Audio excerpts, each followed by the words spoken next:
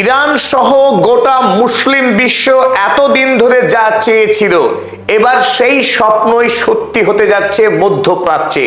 মধ্যপ্রাচ্যের মাটি থেকে অবশেষে মার্কিন আধিপত্যবাদ, মার্কিন সাম্রাজ্যের শক্তি এবার শেষ হতে যাচ্ছে।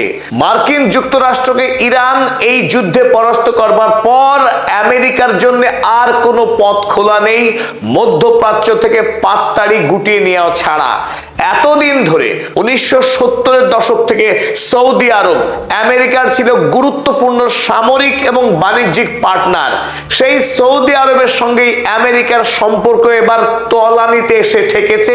খোদ মোহাম্মদ বিন সালমান ডোনাল্ড ট্রাম্পকে বাধ্য করছেন তার দেশ থেকে মার্কিন সেনা প্রত্যাহার করতে।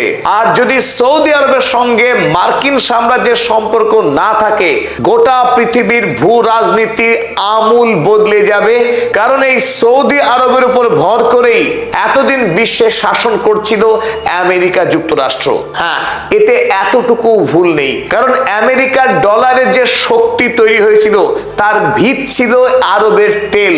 এই ডলারের মাধ্যমে তেল বিক্রি করার ফলেই আমেরিকার ডলার হয়েছিল পেট্রো ডলার, আর আমেরিকার সাম্রাজ্য হয়েছিল পৃথিবীর অসম্ভব শক্তিশালী একটা সাম্রাজ্য। আর ইরান যুদ্ধে পরাস্ত হবার পর আমেরিকার সেই সাম্রাজ্য, আমেরিকার সেই পেট্রো ডলার সব ভাঙতে চলেছে। তবে তার আগে সবচাইতে যেটা বড় খবর এই মুহূর্তে, খোদ সৌদি আরব তার দেশের মাটি থেকেই তাড়াতে চলেছে মার্কিন সেনাদের। আজকের টাইমস অফ ইন্ডিয়া কাগজে খুব মজার একটা সংবাদ প্রকাশিত হয়েছে। সেখানে খুব দৃঢ়তার সঙ্গে লেখা হয়েছে, Saudi to kick out US troops. ভারতের একটি সংবাদপত্র এত সাহসী, এত বলিষ্ঠ সংবাদ প্রকাশ করেছে। সরাসরি লেখা হচ্ছে এখানে, Saudi to kick out US troops. Saudi আরব লাঠি মেরে আরবের মাটি থেকে মার্কিন সেনাদের বিতরণ করছে from its military bases after MBS rejects Trump's Iran প্লি।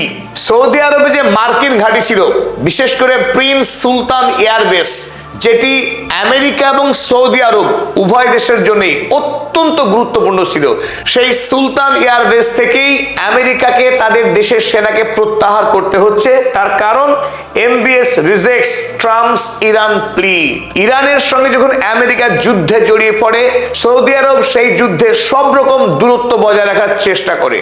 এমনকি যখন ইরান হরমুজ প্রণালী দখল নিয়ে রীতিমতো বিশ্ব অর্থনীতিকে বন্দী করে ফেলে, আমেরিকা বিশাল চাপে পড়ে যায়। সেই সময়ে ডোনাল্ড ট্রাম্প হুঙ্কার দিয়ে ঘোষণা করে তিনি অপারেশন প্রজেক্ট ফ্রিডম শুরু করবেন, অর্থাৎ হরমুজ প্রণালীকে ইরানের হাত থেকে তিনি মুক্ত করবেন। এই জন্য তিনি আহ্বান করেছিলেন ইউরোপ এবং আরবের একাধিক রাষ্ট্রনায়কদেরকে তার সেনাদের সঙ্গে যুক্ত হয়ে ইরানের হাত থেকে হরমুজ প্রণালীকে মুক্ত করবার জন্য। কিন্তু সেই ডাকে প্রথম যিনি বেঁকে বসেন তার নাম এমবিএস।